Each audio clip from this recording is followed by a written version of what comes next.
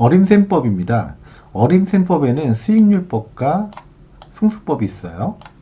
앞에서 배운 영업현금 흐름의 계산 과정, 바로 이 과정이죠. 이 과정에서 나오는 값들을 활용하기 때문에 매우 간편한 투자 분석 방법이죠. 하지만 이름에서 알 수 있듯이 어림잡아 셈하는 거기 때문에 아주 정밀한 방법은 아니죠. 그런데 이 수익률과 승수는 서로 역수관계에 있습니다. 예를 들어 10억 원을 투자해서 수익이 1억 원이면 수익률이 10분의 1, 즉 10%죠. 그런데 이것은 투자액 10억 원이 수익 1억 원의 10배라는 말과 같죠. 또 달리 말하면은 투자액 10억 원을 회수하기 위해서는 1억 원씩 10년이 걸린다는 뜻이기도 해요. 즉 수익률과 승수 10분의 1과 10은 역수관계에 있음을 알 수 있습니다. 따라서 수익률은 클수록 승수는 작을수록 좋은 투자안이죠. 여기서 승수가 작다라는 얘기는 자본 회수 기간이 짧다라는 뜻이잖아요. 자본을 빨리 회수하면 좋은 거 아닌가요? 그쵸? 여기에 있는 영업 현금 흐름만 잘 이해하고 있으면은 이 수익률과 승수는 쉽게 구할 수 있습니다. 단 중요한 것은 유효 총소득과 순영업소득은 총투자액에서 나오는 소득이에요.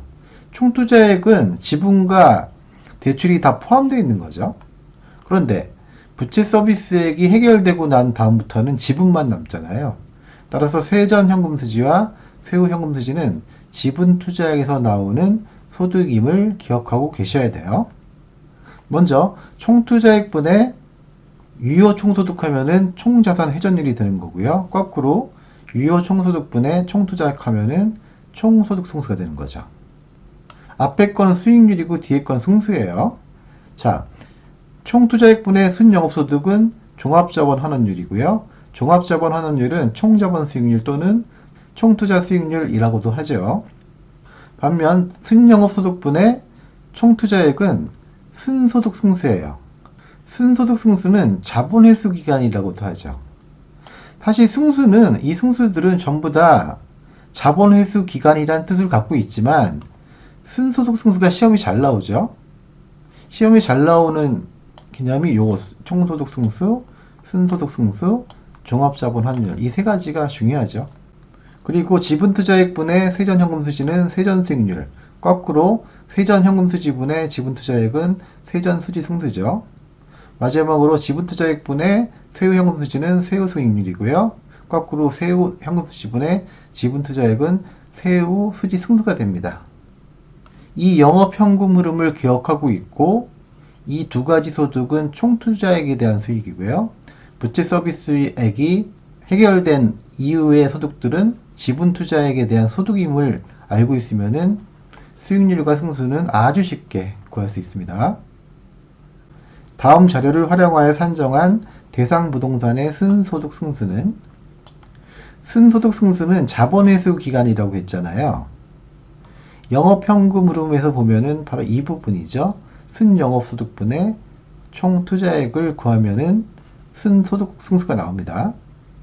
그런데 보기를 보면 총투자액이 바로 나왔죠. 1억 원이고요. 그러면 순영업소득만 구하면 되죠. 자, 보기를 보면은 이건 필요 없어요. 이것도 필요 없죠. 바로 유효 총소득이 나왔잖아요. 1000만 원이고요. 그 다음에 영업비용, 영업경비가 500만 원이니까 순영업소득은 1000만 원에서 500만 원을 뺀 500만 원이 되는 거죠.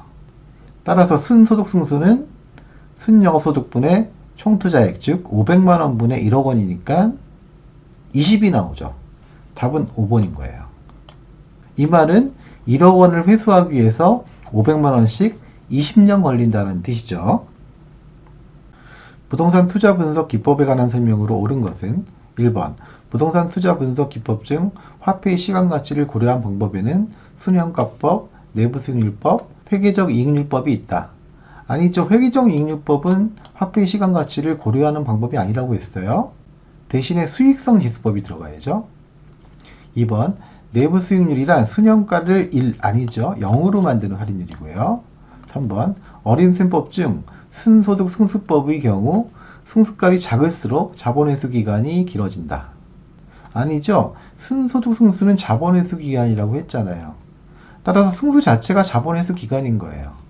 승수값이 작다라는 얘기는 자본의 기간이 짧다라는 거죠.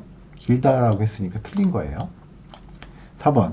순형가법에서는 재투자율로 시장 수익률이 아니라 요구 수익률을 사용하고요. 내부 수익률법에서는 내부 수익률을 사용해야죠. 틀렸어요. 5번. 내부 수익률법에서는 내부 수익률이 요구 수익률보다 작은 경우, 즉 이런 경우죠. 해당 투자안을 선택하지 않는다. 그렇죠. 해당 투자안이 선택되려면은 이 내부 수익률이 최소한의 수익률인 요구 수익률보다 크거나 같을 경우에 채택되잖아요. 따라서 반대의 경우에는 기각됩니다. 따라서 맞는 지문이네요. 5번이 답이죠. 부동산 투자의 분석 기법에 관한 설명으로 틀린 것은 1번 수익률법과 승수법은 투자 현금 흐름의 시간 가치를 반영하여 투자 타당성을 분석하는 방법이다. 아니죠.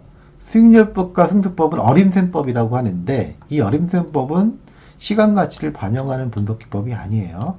따라서 1번이 틀렸고 답이네요. 2번 투자 자산의 현금 흐름에 따라 복수의 내부 수익률이 존재할 수 있고요. 3번 세후 지분 투자 수익률은 지분 투자액에 대한 세후 현금 흐름의 비율이다. 바로 여기 있죠. 지분 투자액분의 세후 현금 수지가 세후 지분 투자 수익률이죠. 맞아요. 4번 투자의 타당성은 총 투자액 또는 지분 투자액을 기준으로 분석할 수 있으며 총 소득 승수는 총 투자액을 기준으로 분석하는 지표다. 그렇죠? 부채 서비스액이 차감되기 전에는 총 투자액을 기준으로 하고요. 부채 서비스액, 부채가 다 해결되고 난 다음부터는 지분 투자액을 기준으로 분석합니다. 그런데 총 소득 승수는 유효 총소득분의 총투자액이잖아요. 따라서 총투자액을 기준으로 분석하는 지표 맞는 거죠.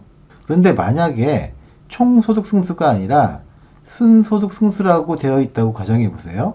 순소득 승수의 경우에도 즉 순영업소득분의 총투자액이 순소득 승수니까 마찬가지로 총투자액을 기준으로 분석하는 지표인 것이죠. 잘 기억하세요. 5번 총부채 상환 비율이 높을수록 채무 불이행 위험이 높아진다. DTI는 인컴, 소득에 대한 부채 비율이잖아요.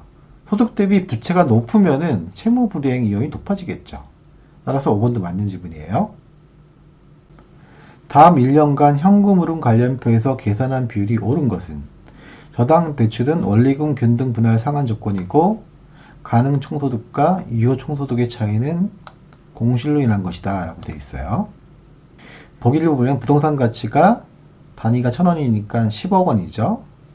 대출 비율이 50%니까 대출액이 5억 원이고 자기 자본도 5억 원이 되겠죠. 그리고 네 가지 소득이 순서대로 나와 있어요. 잠재 총소득, 즉 가능 총소득이죠. 1억 원이고요.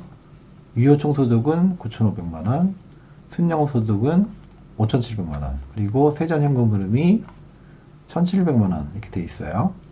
위에서부터 살펴볼까요? 가능 총소득과 유효 총소득의 차이는 500만 원이죠. 그런데 500만 원은 1억 원의 5%에 해당되는 금액이에요. 괄호 안에서 가능 총소득과 유효 총소득의 차이는 공실로 인한 것이다 라고 되어 있기 때문에 공실률이 5%인 거죠. 그리고 유효 총소득과 순영업소득의 차이가 바로 영업경비 3,800만원, 순영업소득과 세전현금수지의 차이 4,000만원이 부채 서비스액인 거죠. 자, 보기 지문을 하나하나씩 살펴보도록 해요. 저당 환원율, 저당 상수는 8.5%다. 저당 환원율은 대출액에 대한 부채 서비스액의 비율이에요. 표에서 대출 비율이 50%니까 대출액이 5억 원이라고 했잖아요. 따라서 5억 원 분의 부채 서비스액 4천만 원이면은 얼마죠? 5억 원 분의 4천만 원이니까 8%죠. 따라서 틀렸어요. 8%예요. 2번 지분환원율, 지분배당률은 4.5%다. 지분환원율은 저당환원율과 완전 반대 개념인 거죠. 즉 지분투자액에 대한 이 세전 현금 수지의 비율이에요. 지분투자액도 마찬가지로 5억 원이었잖아요. 5억 원 분의 1,700만 원이니까 3.4%죠. 4.5%가 아니라 3.4%입니다. 3.4%. 3번 공실률은 5.5%다. 아니죠. 5%였잖아요. 따라 틀렸고요. 영업경비 비율은 50%다. 영업경비 비율은 유효 총소득에서 영업경비가 차지하는 비율이에요. 따라서 9,500만 원분의 3,800만 원을 계산하면은 40%죠. 50%가 아니에요. 마지막으로 5번 자본환원율, 종합환원율, 종합자본환원율이라고 했잖아요. 바로 총투자액에서 이 순영업소득이 차지하는 비율이죠. 총투자액은 10억 원이고 순영업소득은 5,700만 원이니까 5.7%. 맞죠? 5번이 답이네요. 쉽다.